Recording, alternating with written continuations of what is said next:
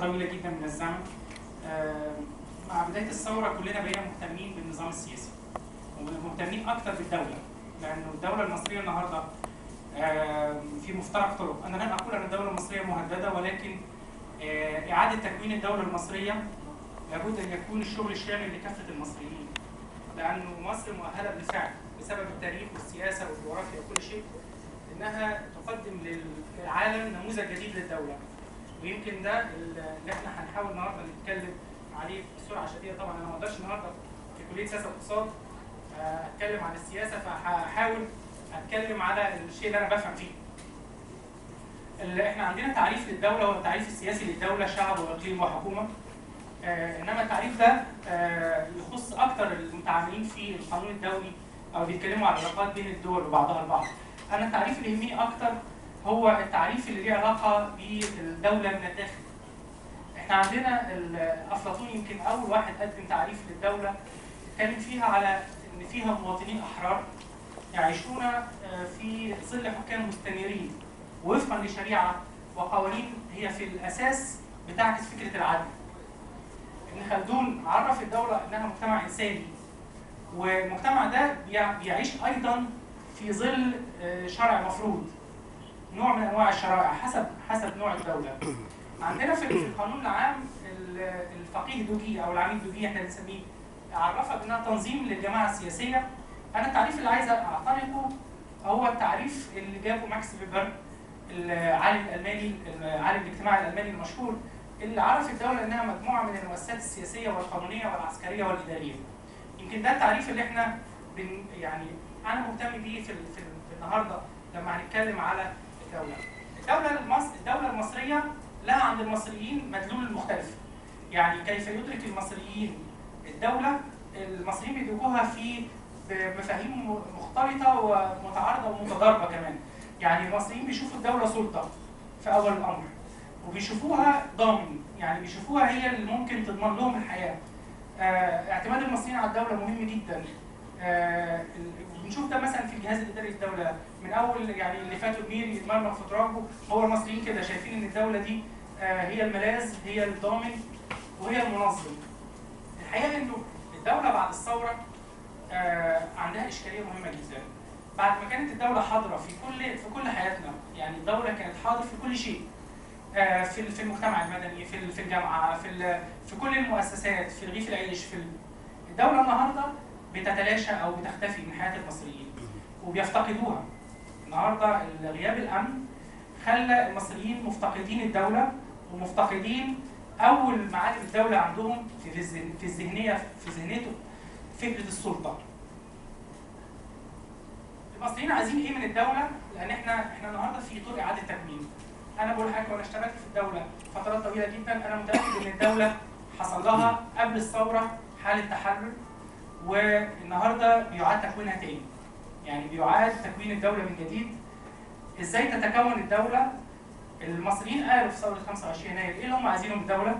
عايزين عيش وحريه وكرامه وعداله اجتماعيه.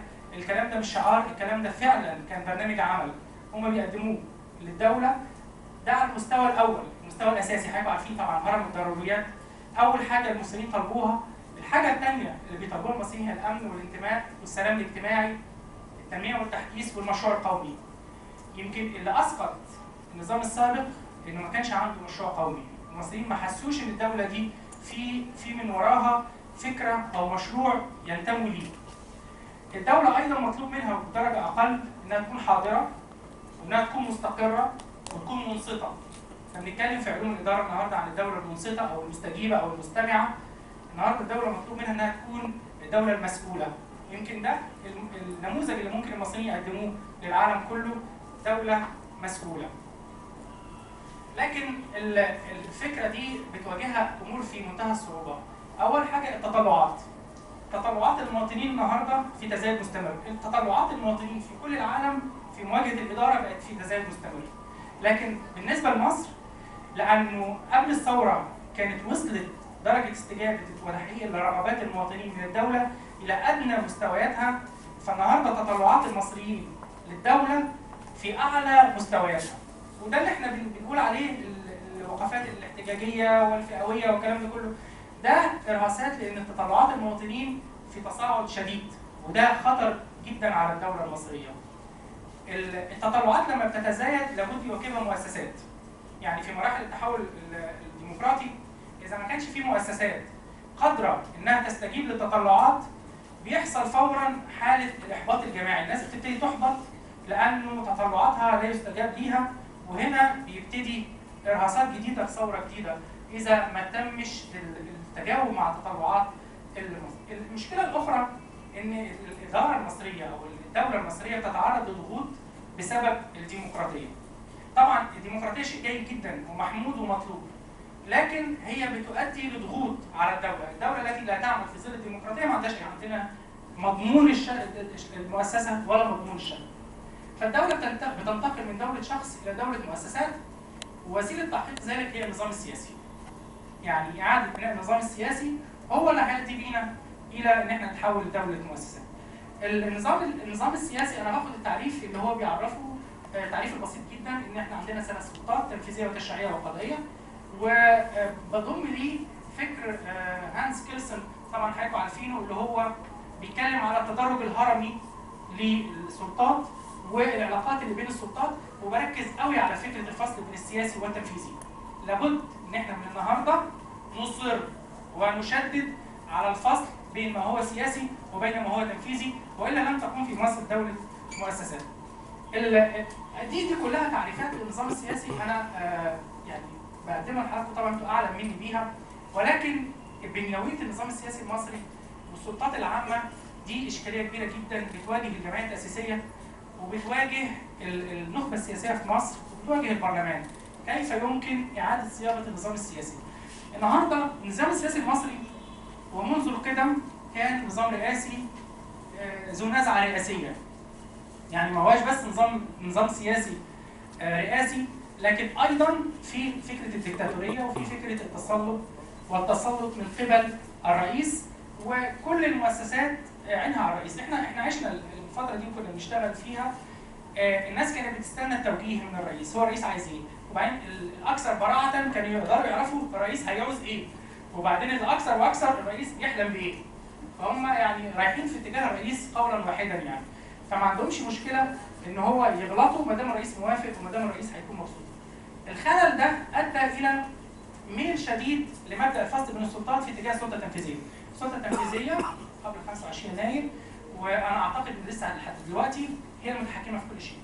هي متحكمه في القوانين، في الميزانيه، في الموازنه، في التعيينات، في المناصب العامه، في اجهزه الرقابه، كل شيء. فاصبح الميل نحو السلطه التنفيذيه هو اشد خطوره على النظام السياسي القادم. انما انا مش ميال لفكره البرلمان ولا النظام البرلماني، لان تجربه مثلا دوله زي فرنسا في الجمهوريه الرابعه النظام البرلماني ادى الى خلل شديد عطل الجهاز الدوله، وده الحاجه الوحيده اللي انا خايف عليها النهارده. انا هنقل حضراتكم للنقطه الرئيسيه اللي انا عايز اعرضها، الجهاز البيروقراطي الجهاز البيروقراطي للدوله.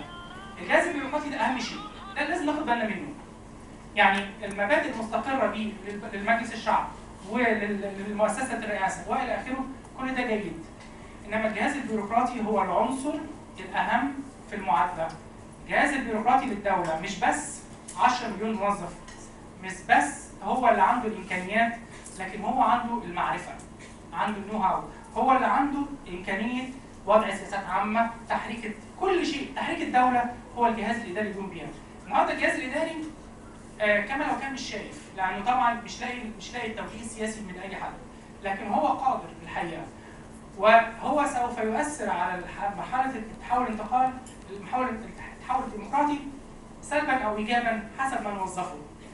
اللي انا عايز اقول لحضراتكم انه الدوله لابد انها تبدا في التفكير في الجهاز الاداري على شكل معين مرجعه مبادئ الحكم الرشيد.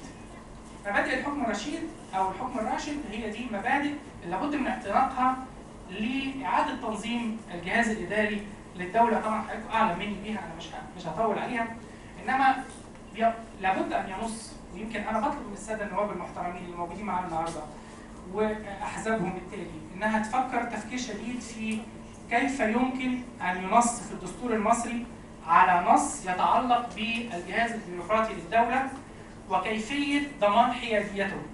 إذا كنا هننتقل إلى مرحلة ديمقراطية لابد أن يكون الجهاز الإداري محايد، حتى لا يتدخل في الانتخابات، حتى لا يتدخل في التعيينات، حتى لا يكون هناك نظام للغنائم في الوظائف، حتى لا يكون هناك إهدار للمال العام. كل ده لابد أن يكون الجهاز الإداري محايد وخاضع للمؤسسة السياسية في حدود العمل الذي تقوم به وهو وضع السياسات العامة. المطلوب في الجهاز الإداري أن هو يكون أيضا إلى جانب النص في الدستور لابد أن يكون هناك قانون ينظم إدارة الدولة. هذا القانون لابد أن يعي مسائل متعلقة باللامركزية، مسائل متعلقة بإدارة الموارد، مسائل متعلقة بالمرجعية للسياسات العامة. أنا طبعا لم أطيل على حضراتكم في هذه الأمور، لكن حيادية الجهاز، خضوع الجهاز لفكرة خدمة المواطن، لابد أن يكون خاضع لفكرة خدمة المواطن وليس خدمة السلطة.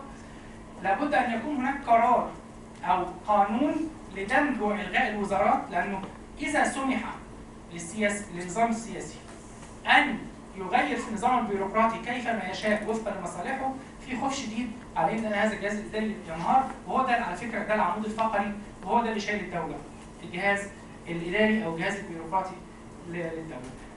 انا طبعا هسيب لحضراتكم النقط دي كلها عشان انا مش هطيل، لكن لابد من كفاله استقلاليه وحياديه الجهاز الاداري للدوله في منظومه جديده للنظام السياسي المصري، الى جانب ميل الشديد لفكره النظام المختلط، النظام السياسي المختلط اللي هو قائم على نظام رئاسي ولكن مقيد بمؤسسات حول الرئيس وببرلمان قادر على التدخل والزام الحكومه بالسياسات التي ينتهي الى البرلمان بصفته ممثل للشرعيه. وشكرا.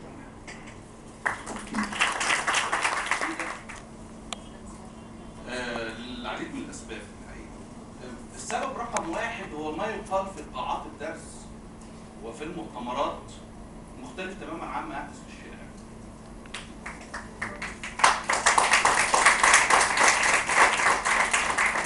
والله مصحى الورد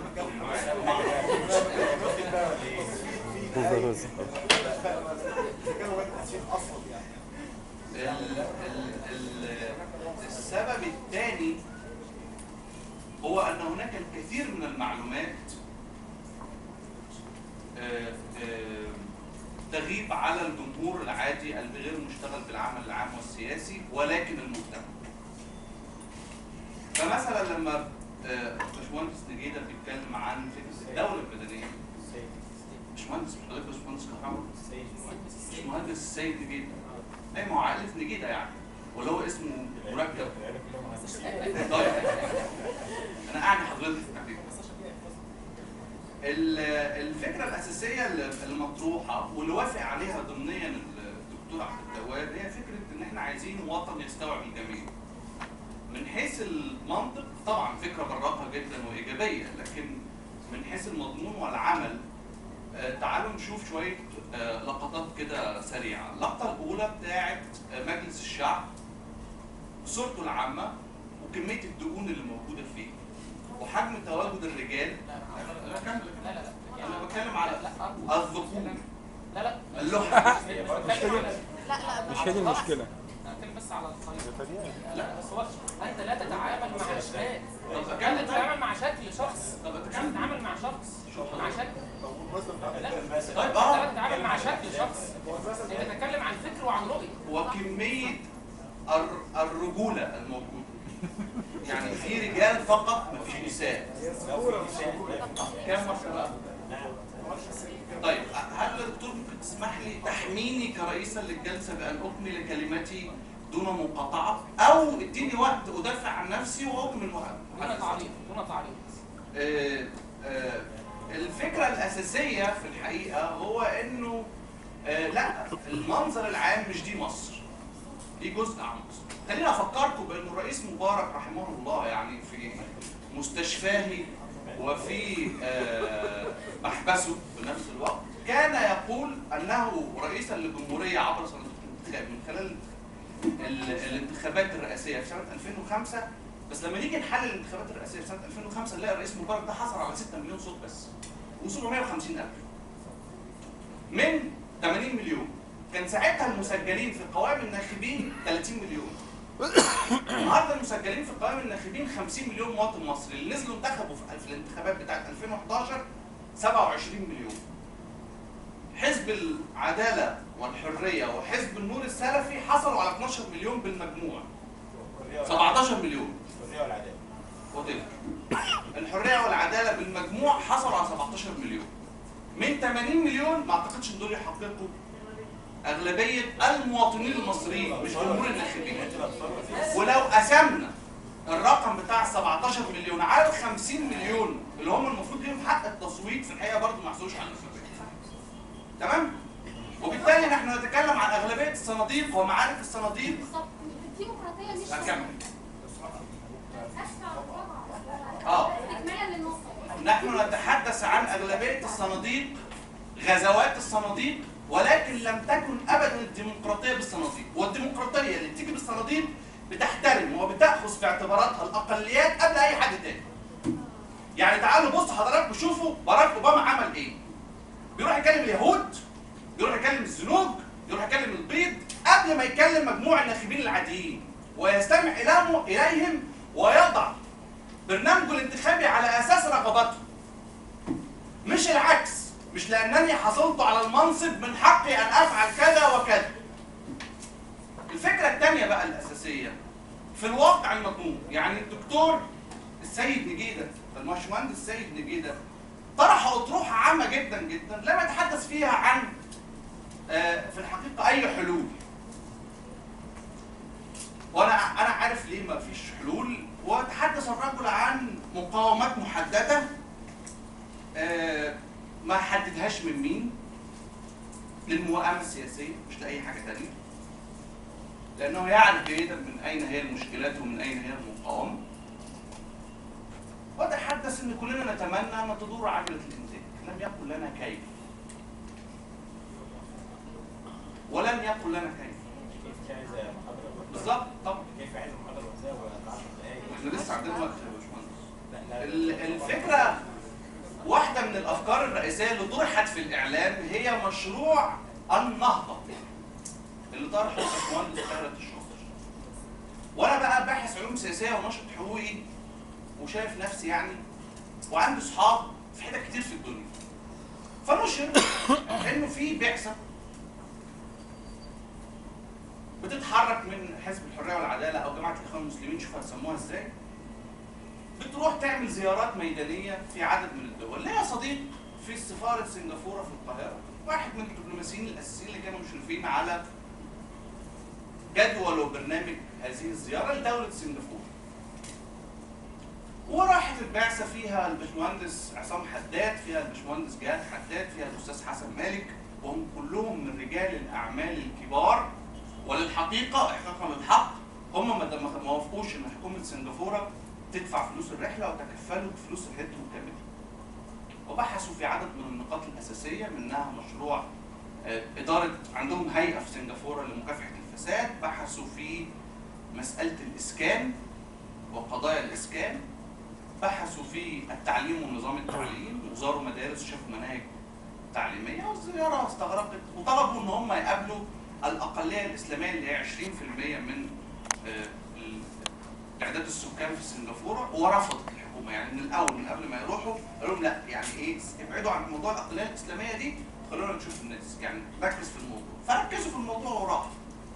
سنغافوره بقى واحده من النجاحات اللي محققاها كدوله في نظام الاسكان انه 80% من الاسكان في سنغافوره ملك الدوله. الدوله عندها هيئه بتنشئ المباني وبتبيعها للمواطنين باسعار قابله لمستوى الدخل عبر سنين طويله جدا جدا من الاقساط. يعني المواطن بيفضل يدفع اقساط فعلى قدر دخله، بس المهم ان كل انظمه الدوله شغاله في الاطار ده. ارجوكم شوفوا النموذج حلو اهو، روحوا بصوا برنامج النهضه في الجزء الخاص بالاسكان عامل ازاي. الجزء النموذج المشرق ده ما اتاخدش. عارفين ليه ما اتاخدش؟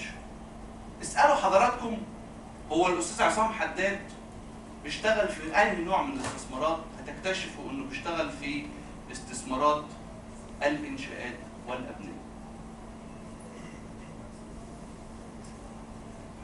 مصر بتواجه او بتعيش في نظام سياسي له 3 اضلاع، لكن هو مثلث رباعي الاضلاع. في عنصر خفي، في الثوره من غير الاسلاميين، وفي الاسلاميين، وفي القوات المسلحه، وفي الضلع الرابع اللي بيمثله مرشحهم الجديد اللواء عمر سليمان. ولشباب الثوره لا تخطئوا، هناك اختلاف جذري في السلطات وفي التوجهات وفي المصالح ما بين المجلس العسكري واللواء عمر سليمان. انسوا حمدي بدين يروح يوصله، دي شياكه مش دلاله. سيارات رئاسه الجمهوريه توديه، ده بالقانون، ده كان نائب رئيس الجمهوريه. ملوش دلالات سياسيه. في الحقيقه هو يعبر عن انشقاق قوي وكبير جوه المؤسسه اللي احنا متخيلين انها مؤسسه واحده. خليني اقول لكم على حاجه غريبه جدا. واحده من الحاجات الاساسيه اللي كل الاحزاب السياسيه بتتحدث فيها هي عن ميزانيه المجلس العسكري. بس ما حدش بيتكلم عن ميزانيه المخابرات ابدا. ارجوكم ارجعوا واقرأوا قانون المخابرات. المخابرات العامه المصريه واجهزتها المتعدده بال4 هيئات اللي جواها، انسوا، هي مؤسسه خفيه مخفيه لا يعرفها احد. عشان كده عمر سليمان في يوم واحد عمل 100,000 توكيل بشركاتها بحاجاتها فوق الارض وتحت الارض، في الداخل وفي الخارج. نص مليار فرنك سويسري اللي اتلقوا باسم الرئيس مبارك في سويسرا، ما حدش سمع عنهم تاني، لانهم ما كانوش بتوع الشعب المصري، كانوا بتوع جهاز المخابرات بيستخدمهم في عملياته الخارجيه. الكلام ده الاعضاء في مجلس الشعب بيعدوه. عارفين بيعدوه ليه؟ مش لرغبه منهم في ان هم يعدوه، لانهم مش عايزين يخشوا في هذا الصدام. هم عايزين زي ما قال بالظبط الدكتور عبد التواب، عايزين نظام يستوعب الجميع، نتداول السلطات وتبقى الحياه حلوه. الحياه حلوه ده هيؤثر على مستقبل مصر؟ لا، لانه في تناقض جذري ما بين فكره ان الحياه تبقى حلوه ونفضل صحاب مع كل الاطراف، وما بين ان انا اصلح ما تبقى من النظام الفاسد واعيد تشكيله. في تناقض جذري. عايز اعيد اصلاح ما كان، علي ان افتح ملفات فساد في كل المؤسسات طوال الوقت. اهتم المجلس الشعب باشكال وبقضايا هامشيه غريبه جدا جدا جدا، تبدو من حيث الشكل انها لها علاقه بافكار دينيه، لكن من حيث الواقع لا، ده بره الموضوع الاساسي اللي الشعب المصري متوقعه. اقول لكم على حاجه غريبه قوي حصلت النهارده الصبح. امبارح كان في مظاهرات في اليوم الشهيد في تونس. الشرطه قمعت المتظاهرين بعنف. وشباب حزب النهضه الاسلامي اللي هو زي يعني الاخوان المسلمين شاركوا في هذا القمع. النهارده في تونس كل مقرات الاخوان المسلمين وحزب النهضه اتحرقت. لانه ما ينفعش تبقى اصلاحي في زمن الثوره. في زمن الثوره عليك ان تكون اكثر راديكاليه. في زمن الثوره الاصلاح يعني انك توافق على ما فات اولا، وانك لا تريد ان تجدد او ان تغير اشياء في الواقع الحالي او في المستقبل القريب. انت تريد ان تستفيد من وضع انهيار الدوله السابق لصالحك الشخصي. استاذنا الدكتور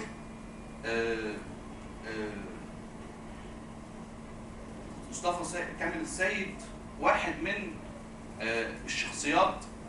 تخيلوا مصطفى كامل السيد بقامته، يعني انا مش بجامله عشان انا هنا، احنا متعلمين على ايد الدكتور نورهان الشيخ اللي متعلمه على ايد الدكتور مصطفى كامل السيد. يتحط في القائمه الاحتياطيه.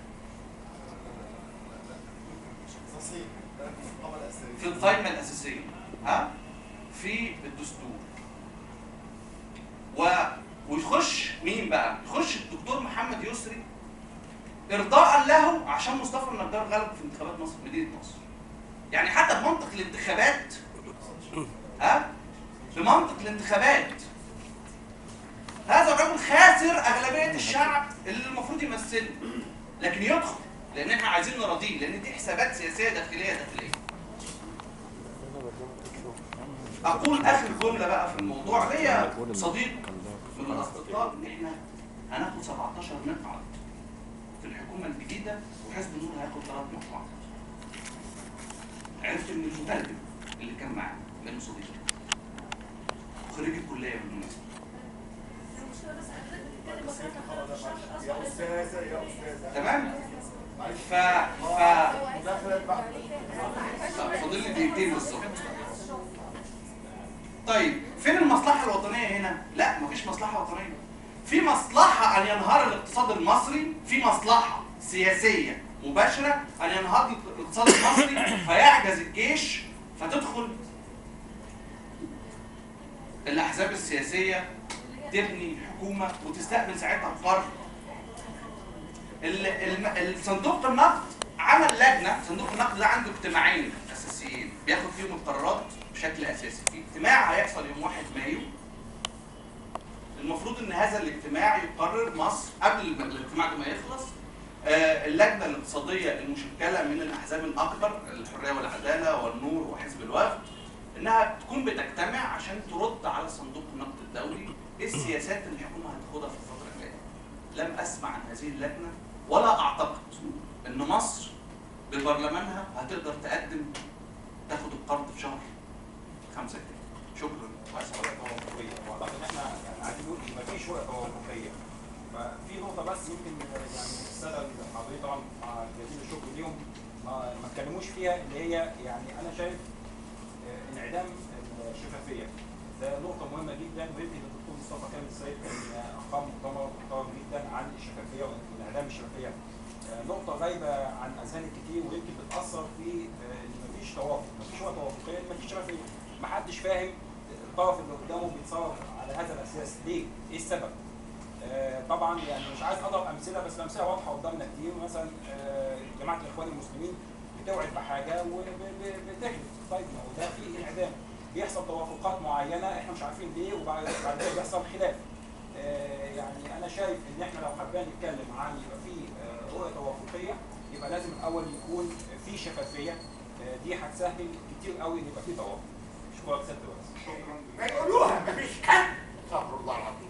استغفر الله العظيم. مفيش واحد منهم نطق. مفيش واحد منهم نطق. تعالوا بقى تصور الحال ويبقى لبناء المستقبل. يبقى ارسطو لمعالجه الاختلافات نوزك يقدم تصور للمستقبل، وهو ايه؟ مبدأ العدالة في الكسب. مبدأ العدالة في الكسب معناه ايه؟ هل من المعقول ان يملك شخص او شركة 10,000 فدان وهو الشاب مش لاقي فدان واحد؟ معذرة تملك أراضي مصر لمن هب ودب وأبناء مصر يحطوا ايديهم على خدهم يستنوا غيرهم ياكلوهم. ما هو ده المبدأ اللي احنا نبص بيه دلوقتي، نقول ان اراضي مصر لا تملك الا للمصريين حتى ولو جابت انتاجيه اقل من العادي. ليه؟ بكره يرفعوا الانتاجيه ويجيبوها، بس حطوا الاراضي في ايديكم. معذره هشتغل ب5 قروش النهارده، بكره ربنا يفتح عليا لما اشتغل ويبقى معايا 10 هنحسن الارض، بكره لما اشتغل ربنا هيفتح عليا ويبقى معايا 20 هحسن الارض. ما تنتظرش مني ان يكون عندي الافات علشان ازرع 5 فدادين او 3 فدادين، ده انا ممكن ازرعهم بس بعرقي وحته فاس قديمه من الطراز القديم، لا عايز ده جرار ولا عايز ده ولا عايز ده. المهم يبقى عندي المبدأ الثاني اللي هو مبدأ النقل ونقل الملكية من فرد إلى فرد، ومن الدولة إلى الأفراد، ومن الأفراد إلى الدولة. القاعدة الأساسية لا غش ولا قوة. طبعا احنا شفنا الغش مرفوع وما زلنا بنشوفهم على فكره. في ظل الوضع الثوري ده بتوزيع قطع الاراضي اللي وزعوها في ظل ثوره استخدمت القوى واستخدم الغش، في ظل قطع المباني، في ظل الاراضي التي وزعت وفي شرق التفريعه وده الحبايب على الحجر وعلى الاكتاف من شريك. ما بقولش حاجات، انا عندي وثائق ونقدر نواجه بها العالم كله. انتوا فاهمين ازاي؟ فعندي مازال الغش وما زال الدخول. في المادة الأخير بقى، أي خلل يحصل في دول لابد من العدالة التصحيحية. ما نسيبش الخلل ونقول أصبح حق مكتسب. مش لأنه تم بناء على قانون بدل اكتشفت إنه خطأ ينضرب بالقانون الأرضي واللي وضعوه الأرض ويصحح الوضع الخطأ. مفيش جماعة فاسدة وضعت قانون فاسد تملكوا ملكية على غش. نقول كان بحكم القانون وكان بهيئة شرعية. ما انتوا عارفين يا ولاد الشرعية كانت ازاي شرعية؟ مع انا دوري دي فرصة ان انا اعبر عن نفسي. المهم بقى لا يمكن ان تفصل العدل عن الحق. الاثنين حلقة واحدة، العدل والحق كده. ولذلك هنا بقى لما نتكلم عن عدالة التوزيع بالنسبة للحقوق هيبقى عندنا مبدأ إلى كل حسب إيه؟ حاجاته. أستاذ الجامعة محتاج إيه؟ محتاج تملك أطيان ولا محتاج مكان ومكتبة وتجهيزات مكتب؟ زي ما كنت بقول لزميل ليا في مكتبي بيقول العميد ده بتدي فلوس اللي ما اعرفش ايه واللي ما اعرفش ايه، قلت له احسن ما تديني فلوس تجيب لي جهاز محمول زي ده بدل ما انا واخد جهاز ام عصام. ده جهاز زوجتي على فكره. بدل ما انا واخد جهاز ام عصام يبقى عندنا رخر جهاز ايه؟ ده الواحد بيحتاج الى تملك ما يتعلق بمهنته. ما يتعلق بايه؟ بمهنته. ومن ثم هنا الحاجه هي ايه؟ ولذلك برضه الحاجة لما كل الحركات اللي موجودة في الشارع المصري تطالب برفع الأجور، في واحد منهم قال هو بياخد مدفوعات غير مباشرة قد إيه؟ هو فاهم بياخد في بطاقة التموين قد إيه؟ هل هو فاهم بحصة دعم السولار والبنزين وعربات النقل العام كسب قد إيه؟ انتوا فاهمين إزاي؟ خد قد ايه بالطريق اللي بنمشي عليه اذا كان طريق نظيف. صحيح ما عندناش طرق نظيفه دلوقتي لكن اهو طريق بنمشي فيه والسلام خد فيه قد ايه؟ ما هي دي كلها حزمه لداخلي. لو انا في مجتمع ثاني لابد ادفع لهذا المجتمع. يعني اعرفوا ان الطرق والحاجات دي كلها في المجتمعات الغربيه بيدفع الناس لها ضرائب محليه لتصان الطرق وتوصل الخدمات. خدت ايه؟ قد ايه؟ لما اولادي بيتعلموا في المدرسه، عندي عيلين، عندي ثلاثه، انا عندي 3 عيال بيتعلموا كلك في مدارس خاصه. ما علمتش حد عشان ما تقولش خدت من الدوله، وعلى فكره ما بتعلمش فيه مستشفيات خاصه. اخيرا بس لما عكست حسبت مع صندوق الجامعه اللي انا بدفع فيه التامينات بقيت راح اخد ايه؟ شويه الانسولين من عندهم والباقي ربنا بعين يجيبه من بره. ما يهمنيش، لكن عايزين ندرك هنا ان قضيه الحاجه متناسبه مع الشخص مش متناسبه مع الوضع العام. لان كل شخص له احتياجه وكل شخص له ايه؟ مطالبه طبقا لظرفه. ولذلك المبدا هنا يجب ان احنا نفهمه. هندي حقه اذا كان ايه؟ محتاج. الطفل له حق فهو في حاجه الى تعليم. واضح ازاي؟ واحد زي حالاتي ما عادش عنده عيال بالتعليم ماليش حق. واضح ما ازاي؟ ماليش ايه؟ ده بالعكس بقى، ده الأدي واجب ان انا اعلمكم وهو اعلم الناس الاخرين. تعالوا بقى الاستحقاق. الاستحقاق ايه؟ أسوأ ما كنت بنشوفه وما زال لحد النهارده في كل المنطقه العربيه ان يكرم من لا يكرم ويرفع من يجب ان يوضع. واضح دي كلها اشياء، هي دي حاجات معذره قد لا تكون ماديه. انا عارف ان في بعض الجوائز والحاجات دي كلها لها قيمه ماديه ممتده طوال حياه الشخص الاخر، لكن هنا قضيه الاستحقاق قضيه معنويه اكثر منها قضيه ماديه. طبعا لما تقول لي يا دكتور سيد حقك 10,000 جنيه، احنا ما حسبناش غير 1000، خد ال 1000 اشكرك وادي لك 1000 ايه؟ بوسه وبوسه بدل انت عرفت ايه؟ استحقاقي. لكن ما فيش واحد يلبسني عمه ويقول لي لا ده انت ما دخلتش ومالك استحقاق، ده انت داخل في فئه ايه؟ ثانيه هو فئه ايه؟ الى اخره. طب تعالوا بقى الى كل حسب جدارته. حد منكم مدرك الخلل الكبير اللي في حياتنا؟ ان فيه فراش في دخل ومرتبه اعلى من استاذ جامعه قديم. تعرفوا دي ولا لا؟ ايوه طبعا هنا معذره انا ما بقولش الفراش ما ياخدش، انتبهوا لده، لكن انفق من حياته قد ايه في التعليم؟ استثمر قد ايه من اموال اهله في تكوينه؟ واضح ما ازاي؟ ده واحد انا كنت لسه في ثانوي وهو بيشتغل.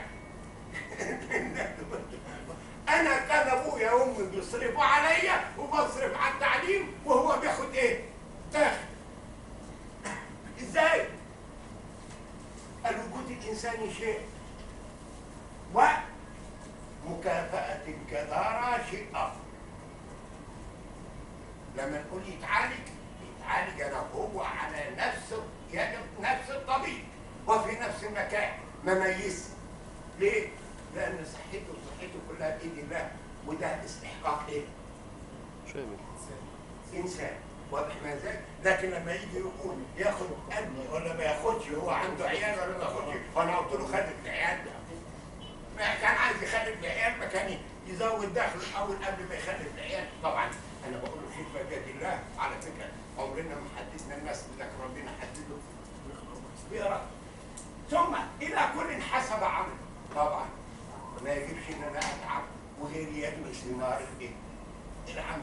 ده قاعده اساسيه وحق اساسي. قد يبخس اجري في العمل برضاه. قلت ايه؟ ينزل اجري في العمل برضاه، لان مش لازم كل حاجه تبقى من كوعه لبوعه. مش لازم كل حاجه تتغذى ان لابد اخد نقطه. لا يا اخوانا، في حاجات بنعملها واحنا بنقصد ثواب اكبر، وهو وجه الله سبحانه وتعالى واراده الخير، ان ربنا يجازينا عنه خير ونزرع الخير في الارض. فمش لازم كل عمل نقول ما يناسب الايه؟ الجهل. ثم اخيرا ودي القاعده اللي احنا بنحتاجها النهارده. إلى كل حسب الاتفاق الذي صنعه. إحنا شايفين إيه؟ عمال يضربوا يوقفوا حركة النقل. نراضيهم. عمال في سكة حديد أو في مصنع يضربوا. نراضيهم. مفيش واحد بيقول هنوصل اتفاق للمجتمع حول إيه؟ حل هذه المسائل. المسألة كلها طبطبة، وعد المسألة يتولع. ده لما تولع هنكسب أكتر. صح. ما حدش منكم ينزعج من الكلمة اللي أنا بقولها دي، لأن اللي بيحصل في البلد في فئات بتستفيد منه إيه؟ النهارده، لأن المرحلة الانتقالية تطول. ولذلك بقى أنا هختم لكم اللوحة دي لأنها لوحة مفكرة لكثير من القضايا. أنا بشغل الوقت شوية، ما تزعلوش مني. العدالة والحق هل هي حقوق طبيعية أم حقوق اتفاقية؟ حق في الحياة حق طبيعي ما حدش يقدر يسلبه، واللي هيسلبه هخنقه، مش هستنى حكومة ولا محاكم. على فكرة دي القاعدة عندي في حياتي.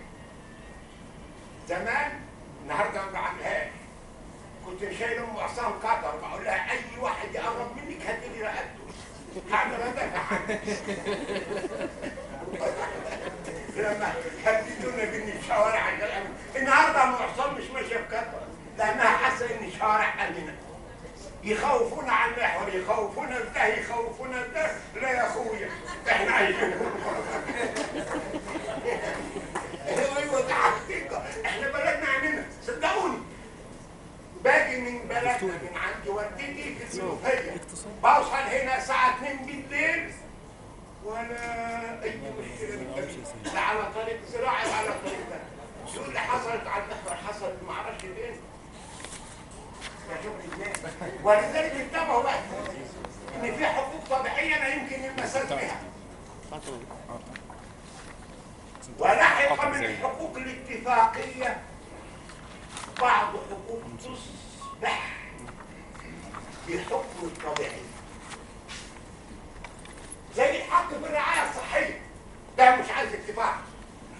زي الحق في التعليم، انتوا فاكرين مع غزوه بدر كان في دقه تعليم 10 منين؟